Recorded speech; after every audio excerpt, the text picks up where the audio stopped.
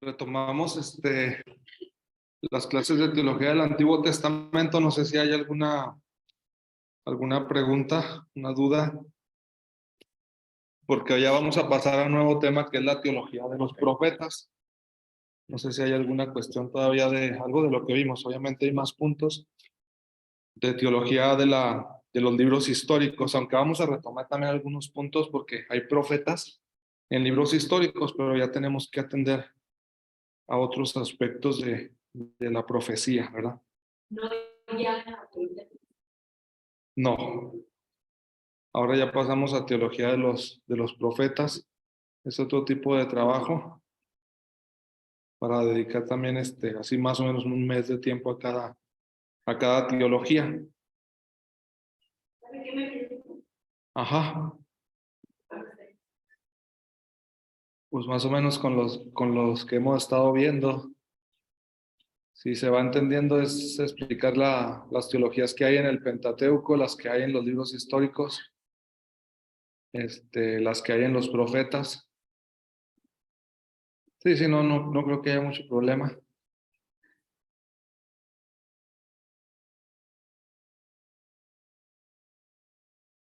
A ver si se ve ahí la letra.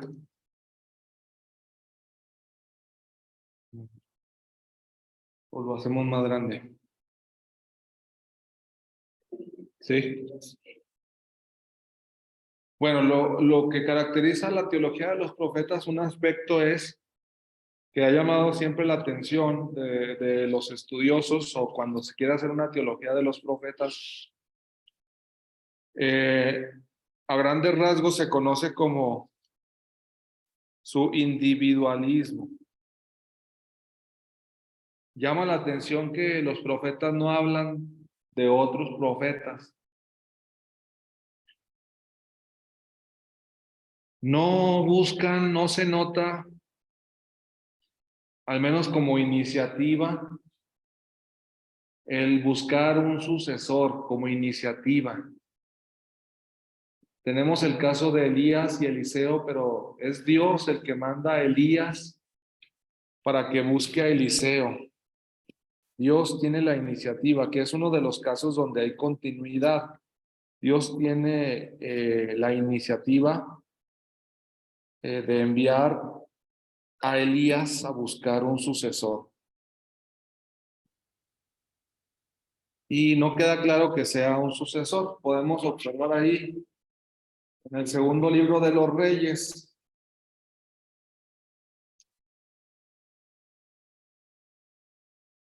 que digan el primer libro de los Reyes, capítulo 19,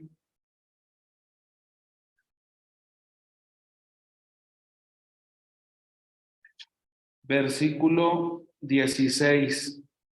Yahvé le dijo: consagrarás a Eliseo, hijo de Safat, de Abel Meholá, como profeta en vez de ti. Entonces, es Dios el que lo manda y le dice que será Eliseo a quien debe de consagrar como profeta. Y él mismo, no es que Elías ande preocupado buscando un sucesor, es Dios el que le dice como profeta en vez de ti.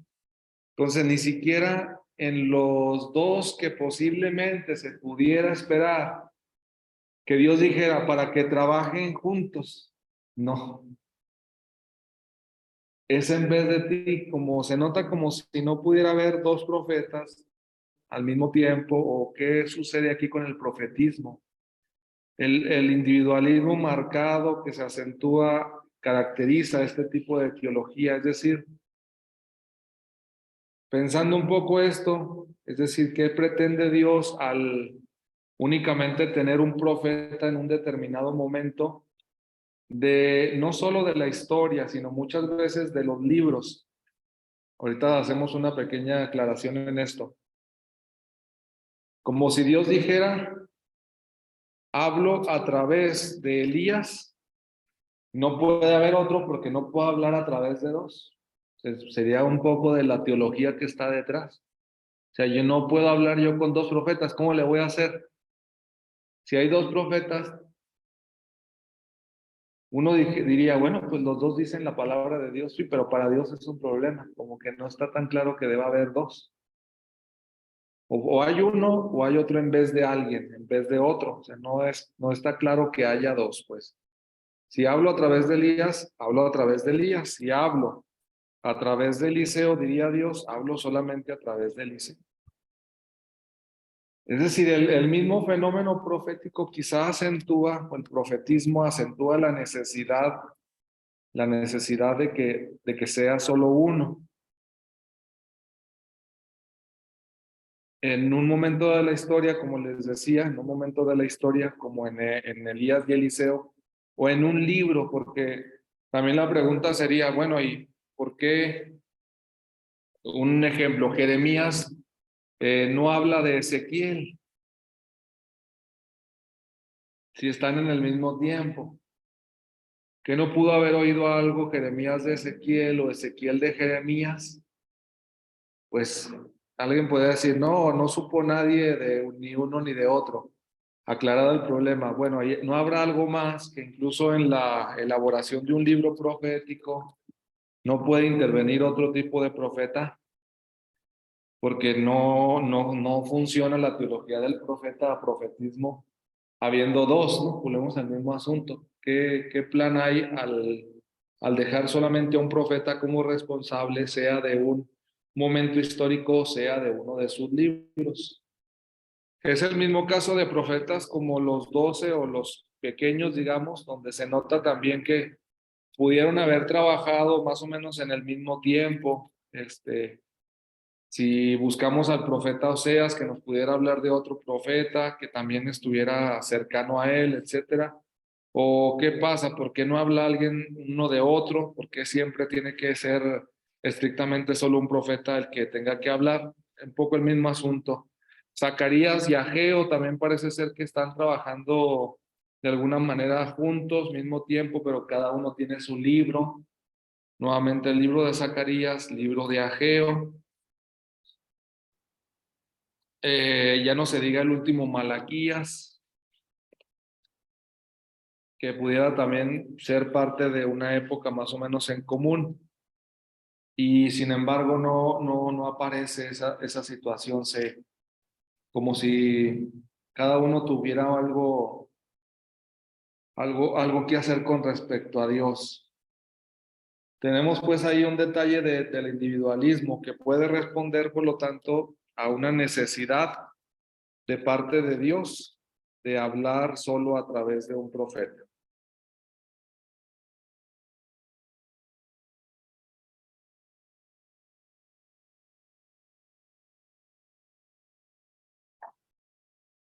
Entonces tenemos aquí individualismo.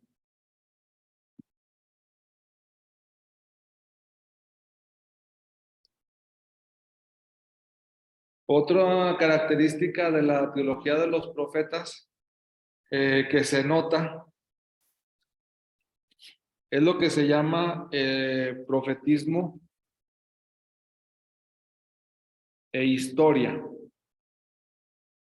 Se ha buscado, se nota también en la mayoría de profetas, en la mayoría, porque ahorita vamos a ver que hay otro fenómeno que no responde a esta característica, pero se ha intentado que los profetas se ubiquen en un momento histórico.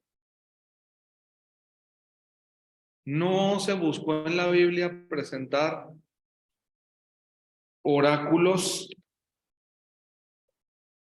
o mensajes de Dios. En principio, es el segundo punto que les digo de teología. Ahorita hablaremos de otras situaciones, pero entender muy bien. Se ha buscado, hay oráculos o mensajes de Dios para un tiempo y espacios concretos. O sea, se hace el esfuerzo por no hacer libros proféticos llenos de oráculos, por ejemplo. Así alguien pudiera haber escrito, y dijo Dios, y dijo Dios, y dijo Dios a través del profeta Isaías, sin saber cómo ni cuándo. Y habló Dios por medio del profeta Oseas y dijo, nuevamente sin decir ni tiempo, ni espacio, ni dónde. Como que se quisiera valorar únicamente una palabra fuera del tiempo y del espacio. No se buscó eso, sino que se intentó, al menos hubo gente que buscó meter o considerar al profeta en un momento determinado.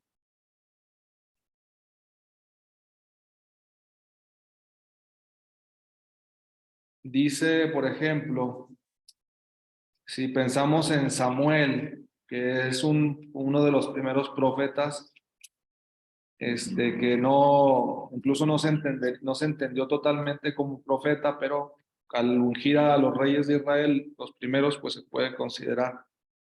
¿Cómo se le hace para ubicar a Samuel? Sobre todo va a ser con la situación del sacerdote Elí. O sea, Samuel nace o tiene su vocación de profeta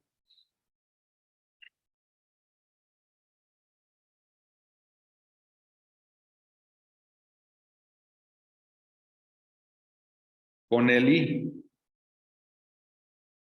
No aparece exactamente así como el tiempo, como el año, eso sí es verdad, pero se relaciona con otra persona, es otra manera de trabajar el tiempo y el espacio en la Biblia, no necesariamente diciendo años y lugares, sino con la vinculación a las personas.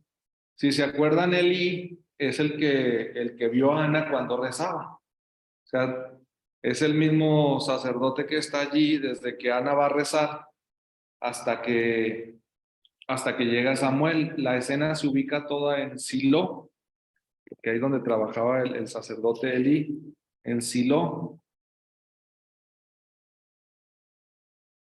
y a partir de ahí inicia, digamos, su ubicación en la historia para que le toque eh, ungir al rey David. Por ejemplo, eso en el caso de Samuel, primer libro de Samuel, digamos, del 1 al 3, se puede justificar todo esto, capítulos del 1 al 3.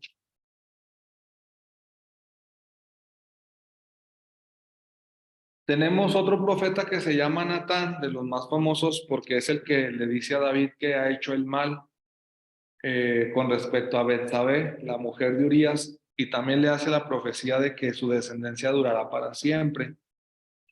Dice, entonces Natán está ubicado en tiempos del rey David. Entonces, ahí también es un profeta claramente ubicado en un tiempo histórico concreto. Natán, profeta en tiempos de David o del rey David.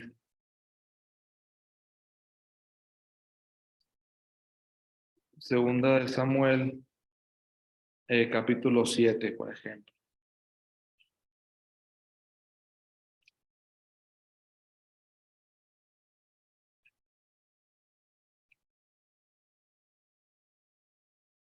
Elías se ubica en tiempos del rey Ahab, primer libro de los reyes.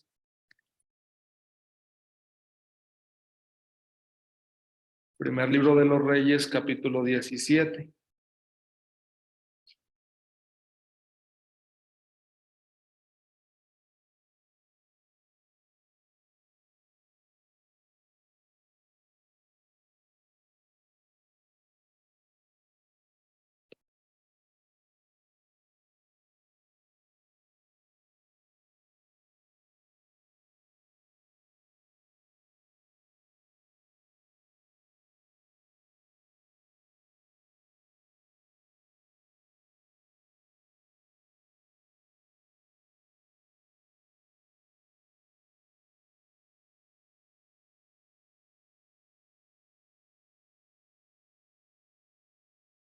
Cuando pasamos, por ejemplo, al profeta Isaías, inicia su libro precisamente con una enumeración de varios reyes.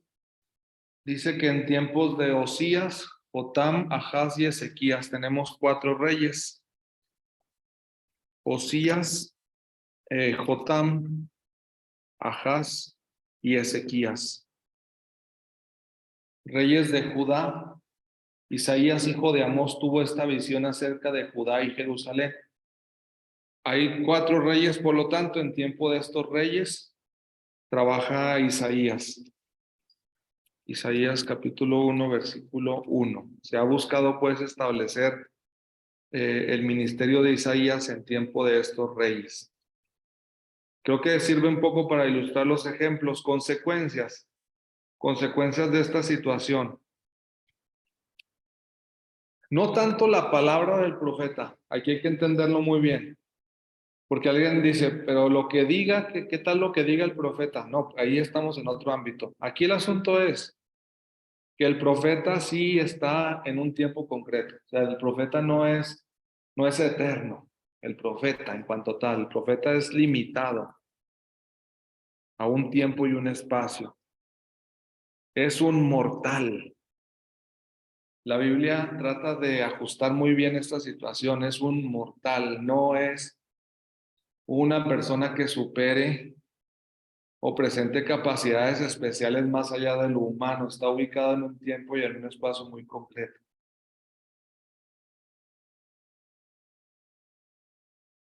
Si se ubica y se hace el esfuerzo de presentarlo en la historia es porque le interesa que el profeta aparezca sobre todo como mortal. Es un humano. No le quita nada de lo que Dios tiene, no le quita espacio o tiempo a Dios.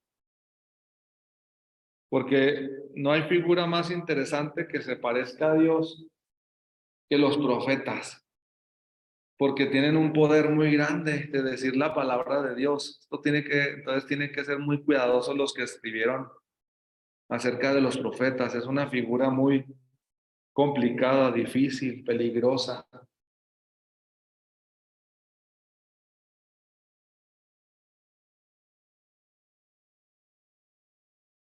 En el sentido de lo que pudiera suceder o en lo que pudiera transformarse un profeta. Exactamente es lo que, lo que se intenta subrayar.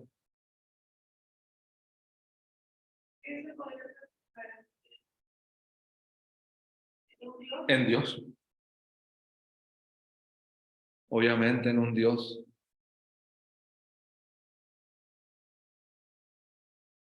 O en generadores de dioses. Cada profeta pudiera representar algún dios.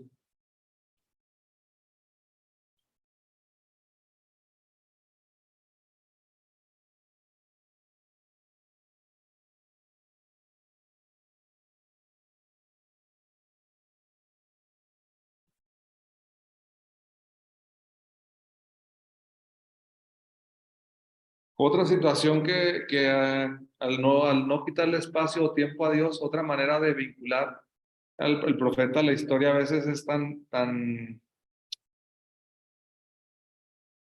concreto que va a tocar puntos familiares, por eso.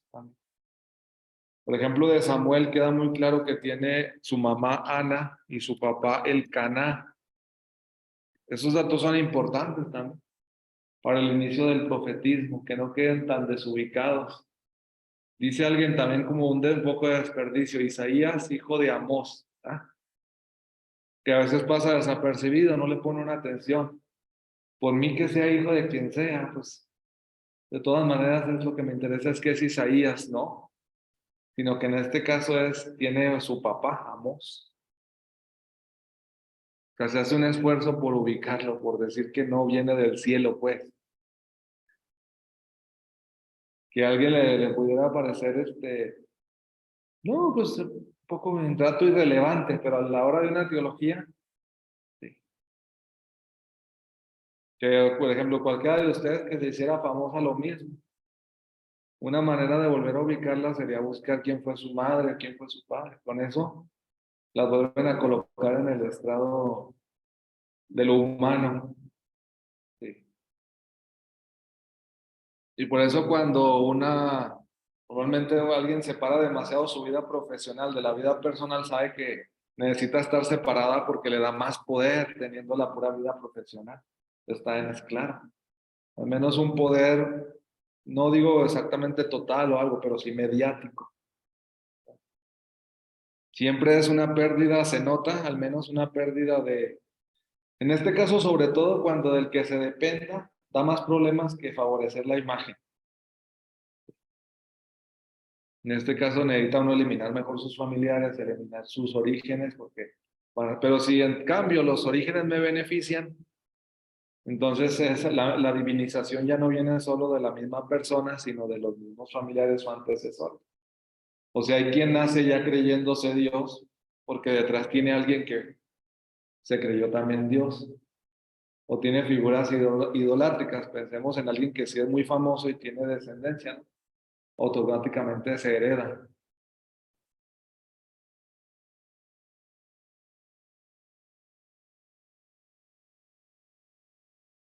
Tocamos otro punto también allí, interesante.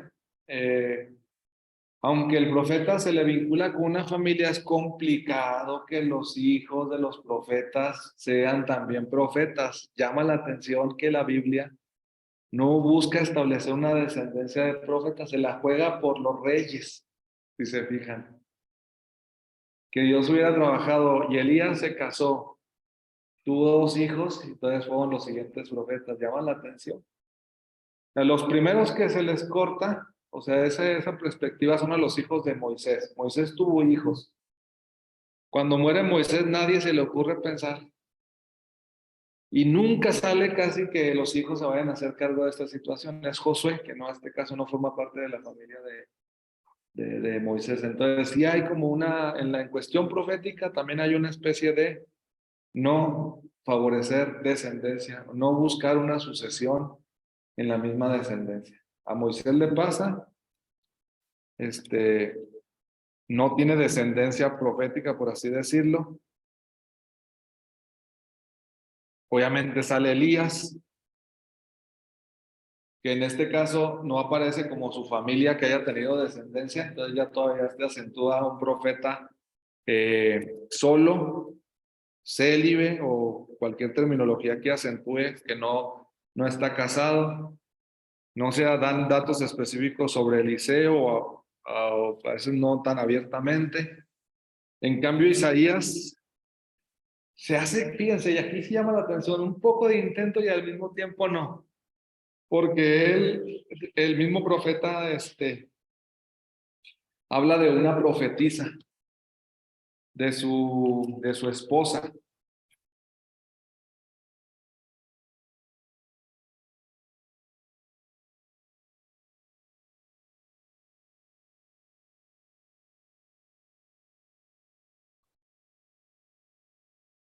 Capítulo 8 de Isaías, versículo 3.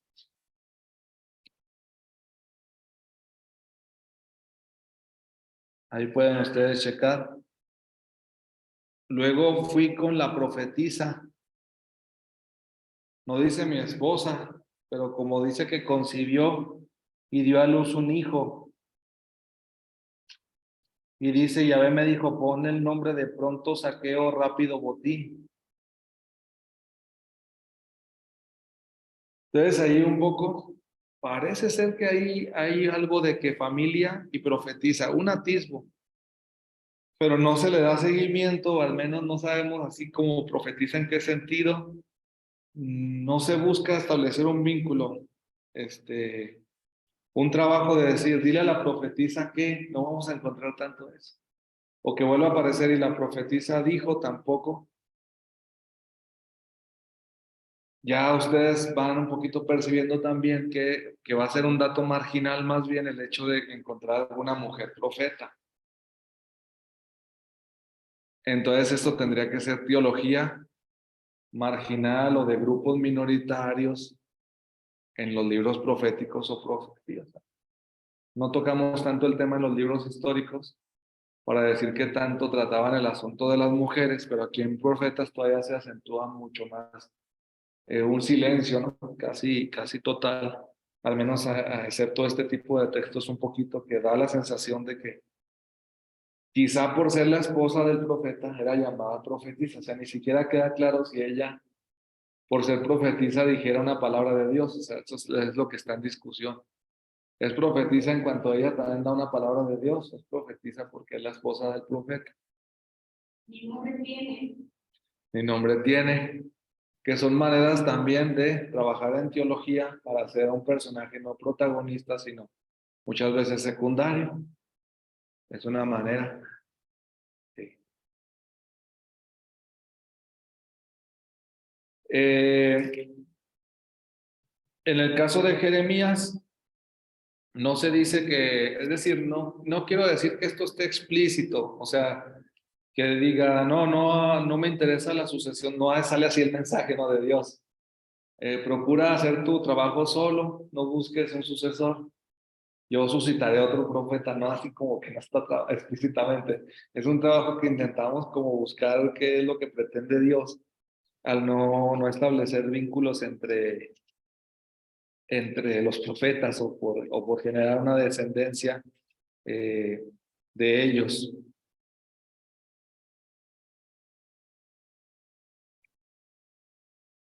Dice Jeremías capítulo 16, no te busques esposa, ni tengas hijos e hijas en este lugar. Entonces, no, por el lado de la descendencia no va a salir más profetas, pues.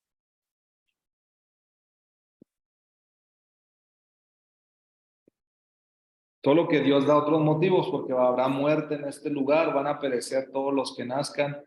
O sea, son tiempos de crisis, de guerra, cuando está atacando Babilonia y se da como motivo el hecho de que no se case el profeta ni tenga hijos, esta situación. Pero para el argumento que estamos presentando nos interesa porque se elimina una posibilidad de que puedan ser los hijos también profetas.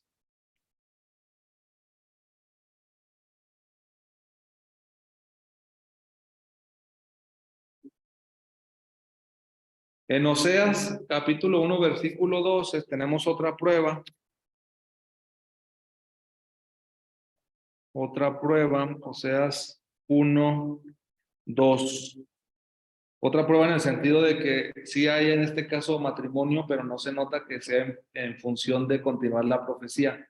Vete y cásate con una de esas mujeres que se entregan a la prostitución sagrada y ten hijos de esa prostituta, porque el país se está prostituyendo al apartarse de Yahvé.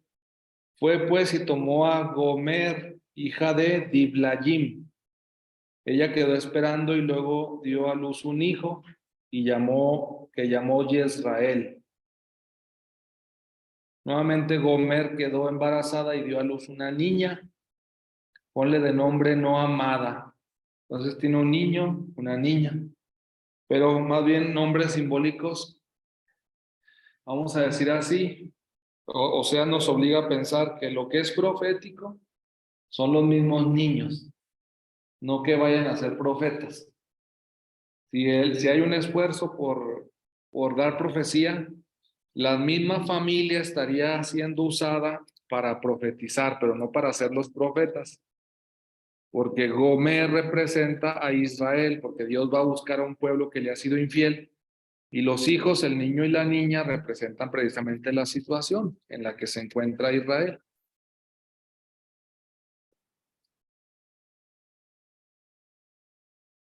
Derramar sangre y ser no amado.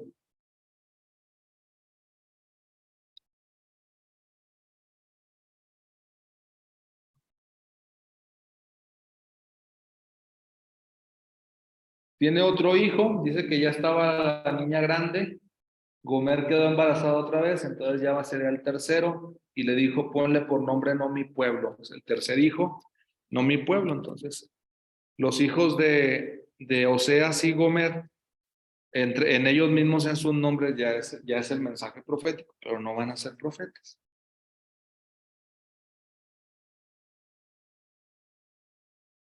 Entonces tenemos a alguien mortal ubicado en un tiempo en concreto, alguien que se le pueden decir los nombres de sus papás para que quede claro también que es mortal y forma parte del pueblo de Israel.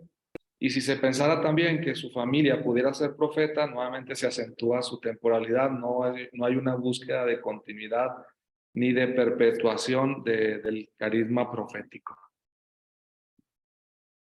Lo cual puede uno llegar a la conclusión de que si así se trabaja con los profetas, quiere decir que en cuanto personas sí desaparecen o terminan, en cuanto personas desaparecen y terminan.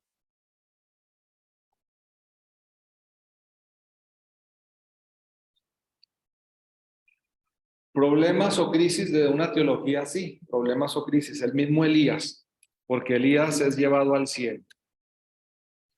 Entonces, ¿con qué categoría termina? Es una buena pregunta. Si es llevado al cielo, arrebatado en un carro de fuego, ¿qué pasa con él?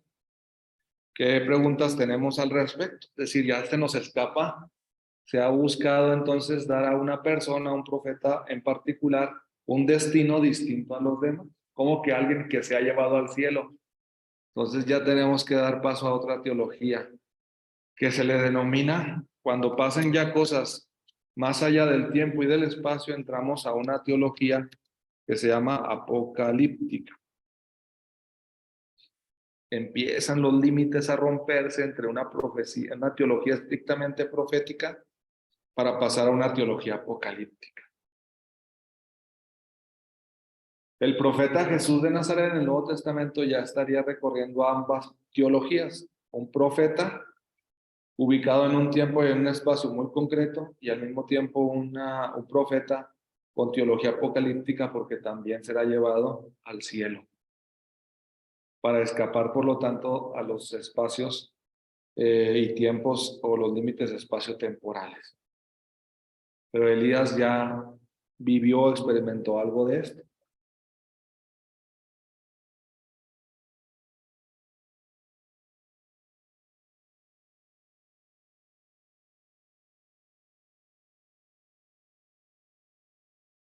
Tercer elemento, bueno, no sé si hay alguna cuestión del profeta de historia. Elías no murió. Esa exactamente, esa es la... ¿Sabe que la expresión pues es llevado al cielo? Es la cuestión.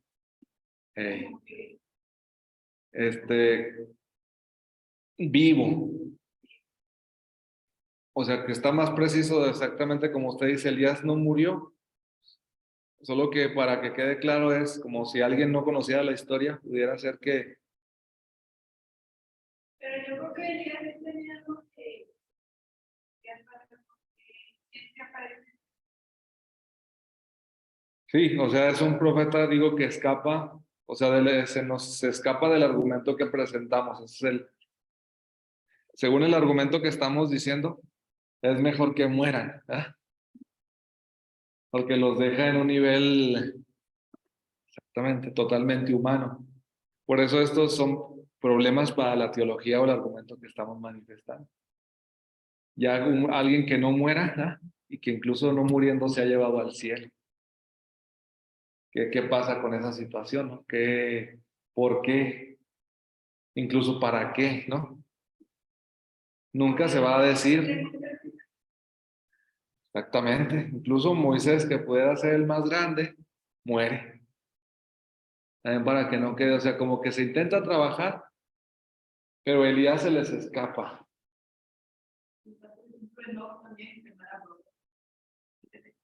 Y él sí claramente ya lo ubican en la teología apocalíptica, Enoc, porque como no tenemos tantos datos, lo más que sabemos de Enoc es más por los apócrifos y lo que hace ya en el cielo, pues. Porque en este caso de Elías nos faltaría, bueno, ya se atrevería una teología apocalíptica a contarnos cosas de Elías en el cielo. Si se fijan, es una teología marginal en la Biblia, la apocalíptica. Se nota que hay mucho problema también con eso. O sea, no se atreven a contar qué hace Elías en el cielo, que pudieran haberlo hecho. Elías habiendo llegado al cielo, ¿ah? Y arráncate todavía con otra historia. Exactamente. También ahí son cuidadosos de no contar exactamente qué más pudo haber sucedido allí. Pero digo, así como se trabaja un poquito, hacer la teología es plantear qué se intentó a rasgos generales y qué casos marginales empiezan como a escapar, ¿no? A escapar de una situación, de lo que se propone normalmente. Ahorita lo que yo les he tratado de decir es, Se nota que hicieron todo lo posible por hacerlos humanos. No escatimaron en dar los datos correspondientes. Tenemos pues, Elías, un caso marginal que se nos escapa, ¿sí? Otros problemas, ¿cuáles? Por ejemplo, Jonás.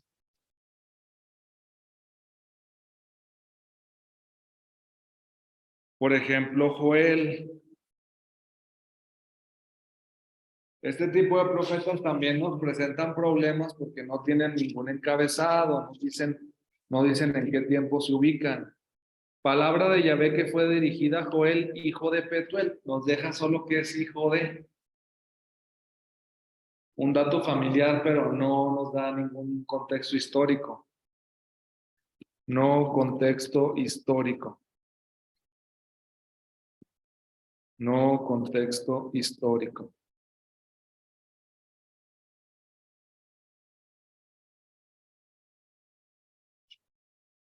Ahora, criterios. ¿Qué podríamos hacer hablando teológicamente de estas situaciones? Pues los autores se inclinan a pensar que es una forma también de marginarlos.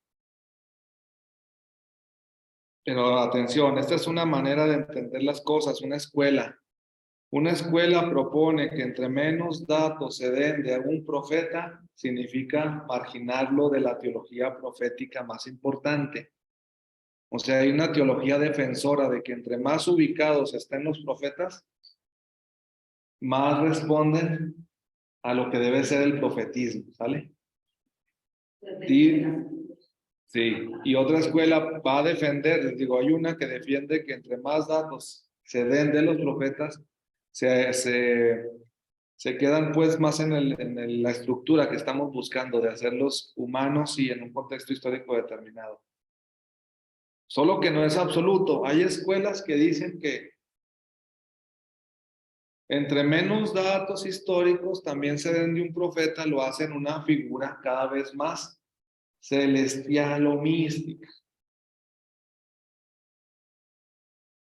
También le interesa esto a ciertas escuelas. ¿Sí se acuerdan que en la carta a los Hebreos, por ejemplo, dice que Melquisedec no tenía padre ni madre? Entonces, intentan rescatar una figura que les interesa porque no tiene padre ni madre, ¿me entienden? O sea, hay unas ciertas escuelas que van a recuperar y decir que también son importantes o son especiales aquellos de los que se den menos datos. Bueno, se les da el valor, obviamente porque están en la Biblia. O sea, si la Biblia los hubiera querido eliminar y dice, voy a dejar a los que diga algo de historia, los deja. ¿Por qué nos deja estos profetas que no tienen un contexto histórico claro? Para mí sí que hay alguna intención, por algo los dejaron. Pero aquí la idea es tener criterios de decir, a la hora de tomar una frase o algo importante, se va a notar que, número uno, en la profecía son todos los que estén ubicados en un contexto histórico. O sea, siempre será más importante hablar de Isaías, Jeremías, ¿no? Elías, Eliseo, que están perfectamente ubicados. Luego, en un segundo momento, tocará el turno de estos profetas que están fuera del tiempo y del espacio, por así decirlo, pero cuyo mensaje se puede retomar. Por ejemplo, Jesús, cuando habla de Jonás, pues no se nota que no le interesa exactamente el tiempo y el espacio, sino que dice como estuvo Jonás 3 días y 3 noches en el vientre del pez, así estará el Hijo del Hombre en el seno de la tierra.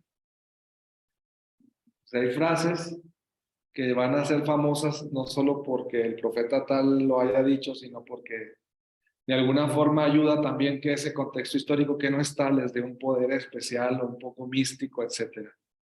Como lo ubicaron en cualquier tiempo, no puede ser. Sí, algo buscan. Siempre puede ser lo de niña.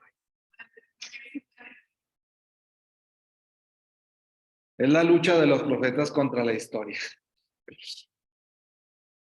o contra la teología de la historia, o sea, en la resistencia a ser ubicados,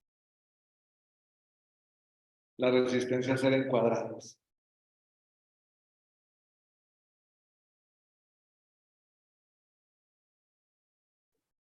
No lo logran hacer totalmente, porque también Jonás dice que anda predicando en Nínive, y Nínive pues existió en un tiempo determinado. O sea, no escapan totalmente. No son libros estrictamente místicos, ¿no? Que nos hablen de nubes, de mensajes sin contexto totalmente. O sea, ni ellos se libran, aunque quisieran luchar por un momento en concreto, se libran de eso, pues. Es como si alguien estando en su casa diga, no, pues estoy en mi casa, aquí me van a ubicar muy rápido, déjame voy al centro, pero sigue estando en el centro. Sí se salió de su casa. Otra manera, pensemos en tecnología, exactamente. Pero es una manera de trabajar también teológicamente, es decir, sácame de un contexto determinado, ponme en otro, pero me vuelves a poner en otro. No me puedo escapar necesariamente de estar diciendo una palabra para alguien. Jonás puede haber dicho, y fue a predicar a una ciudad grande. Bueno, lo había dejado más difícil, ¿verdad? Si quisieran, así lo hubieran dejado. Aún ahí se resisten, lo cual quiere decir, miren, que hay que decidir un poco. ¿Es la Biblia más histórica que profética o más profética que histórica? Y entonces aquí es donde se toma partido. Habrá defensores de uno y otro lado, pero hay quien acentuará. Si se hace el intento de que los profetas estén en un contexto determinado, quiere decir que a la Biblia le interesa la historia. Pero van a decir otros, pero si se esfuerza por sacar a la gente de un determinado contexto histórico y la pone ahí, quiere decir que hay intentos de sobrepasar la historia. Sí, por eso hacer un libro que sea Biblia, ¿no? Porque si no, esto sería libro de historia.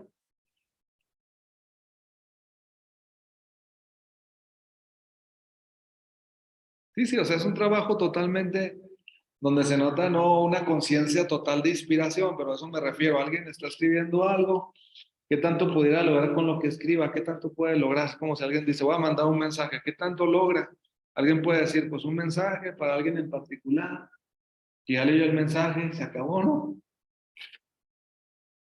Fue todo lo que conseguí, que se enterara de lo que le mandé decir. Un segundo, menos de un segundo.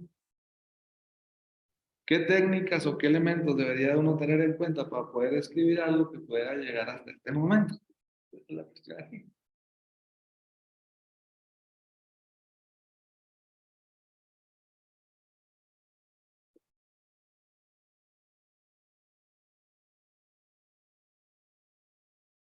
Y para ir un poco cerrando, y si hay preguntas, todavía más difícil el problema está en que, desgraciadamente, a nivel cultural,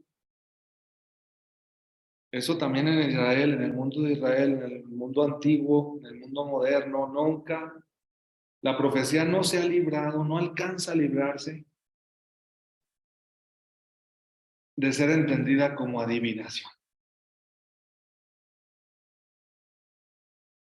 Y con la clase que hemos visto hoy nos damos cuenta que la Biblia como que hace el esfuerzo de evitar a toda costa que el profeta quede encapsulado en esa situación. Es decir, que quede claro que son mensajes de Dios, que no está adivinando el profeta, que quede claro que son mensajes de Dios, que quede claro que son mensajes dirigidos solo a un profeta, individualismo o individual, y que quede a toda costa claro que son mensajes dados en un tiempo y espacios determinados. Al menos hay un intento de hablar a las personas de su tiempo, con cosas de su tiempo, con elementos de su tiempo. Profundizaremos un poquito más en cada clase de estos detalles, pero se hace como un esfuerzo grande por evitar que el profeta termine siendo un adivino. O en síntesis, alguien que hable de cosas futuras. Que es un profeta el que habla de las cosas futuras, pero ha sido y desde siempre y lo será una de las características en las que más se fijan las personas. Se desea gente que hable del futuro, gente que sepa lo que va a venir. Y se pierde de vista el intento bíblico de colocar más bien a los profetas en un tiempo concreto, en un pasado, para que se hable exactamente del pasado. Ya veremos, obviamente, cuando toque hablar o sus perspectivas del futuro, pero es un esfuerzo muy grande, al menos, y esto debe de quedar claro como objetivo de esta primera sesión de teología profética, el esfuerzo que la misma Biblia hace por colocarlos en un momento y espacio determinado, para que se note que es una palabra muy concreta, dirigida a alguien muy en concreto, en un tiempo muy concreto, en un espacio muy concreto, y se aleje de toda posibilidad de, ay, sí, el profeta ya estaba hablando precisamente de la guerra civil, ¿verdad? De Estados Unidos, ya estaba hablando de lo que podría suceder, etcétera. Ya veremos qué hacer con ese tipo de situaciones, pero en principio el esfuerzo es, habló de, tuvo hijos de, esta situación con este rey, esto para allá, esta situación de Elías, así, muy, que el profeta sea una persona de su tiempo. Profeta, una persona de su tiempo. En esta primera sesión, una persona más del pasado que del futuro. Pues, tiene que quedar claro en esta primera clase.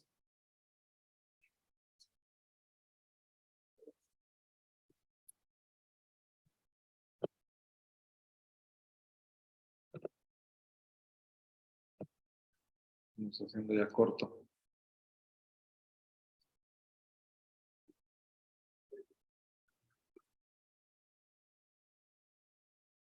Se fijan un poquito nada más es porque les digo, ustedes hagan así como una consulta.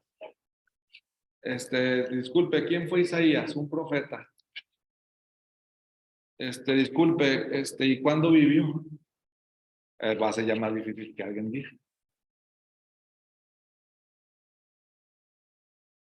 Porque no duele ubicar a alguien en el tiempo. Cuando alguien es importante. Es posible que culturalmente o cognitivamente, pues hay que analizarlo. Y a lo mejor mentalmente, efectivamente, nuestra mente trabaja así, a olvidar fechas para acordarnos de las personas. Entonces, todas son preguntas también cognitivas, como les digo, es un análisis de qué pasa con nuestra mente. Pero qué pasa también cuando nuestra mente se esfuerza por decir, es del pasado. Esta persona ya murió. ¿O qué sentido tendría una mente que afanosamente intenta tener a las personas en el presente y en el futuro, ¿no? ¿Y qué le ofrece realmente una persona? No, Isaías dijo esto y lo otro y lo otro. Ya, termino. Jeremías dijo esto y esto, ubicó en este tiempo. Del 609, probablemente, que tiene su vocación. 550, que haya terminado. El esfuerzo de ubicar. La mente también recuerda gente que fracasa. Ese también es muy potente. Es muy potente. Se han hecho un poco de análisis de decir si Jesús no hubiera resucitado, qué tanto impacto hubiera tenido. Dicen que a lo mejor también un gran impacto al recordar su muerte. Hay buen impacto también del recuerdo de muertes. Pero obviamente, probablemente el impacto todavía más grande, pero siempre es difícil cognitivamente hablando, es decir, analizándolo también litúrgicamente sigue siendo más fuerte donde hay imágenes. Sigue siendo más entendible el Viernes Santo que la noche de la resurrección.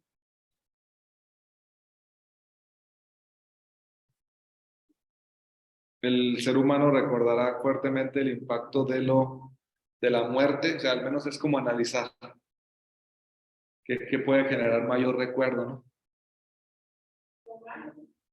Bueno, pues sí, son análisis que se... De nuestra liturgia. Parece más justificado. Sí, pero en definitiva yo creo que la iglesia se ha dado cuenta, o también trabaja eso cognitivamente, sintetizar mejor en esto ambos misterios, pues. ¿Por qué? Porque la misma iglesia creció, puede que cambie un día, pero la misma iglesia creció batallando para que Jesús fuera hombre. Ese es el inicio de esta situación. O sea, a los inicios la iglesia batalló mucho más para que aceptaran que era hijo de María, ¿no? Que era de Nazaret, todo este tipo de cosas. Al menos, bueno, así es como están un poquito los testimonios. Se nota un poco que por ahí van las discusiones, más que por la cuestión de teológica o de ensalzar a Jesús. O sea, por eso dicen también algunos, pues, teología del Nuevo Testamento, ¿por qué escribir un evangelio? Probablemente por la misma necesidad de presentar a Jesús a toda costa como alguien que estuvo realmente entre nosotros y que no se nos fuera de las.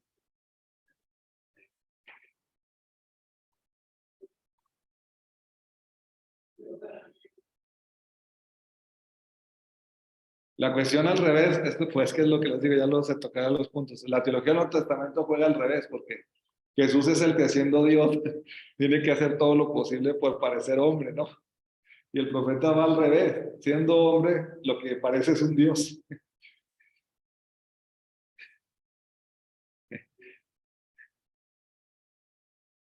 Estos son capaces de que los divinicen y a Jesús de que lo maten.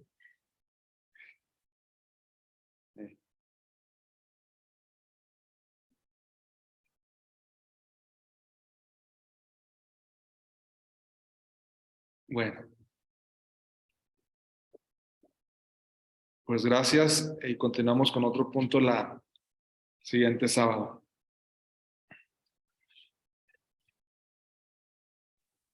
Gracias.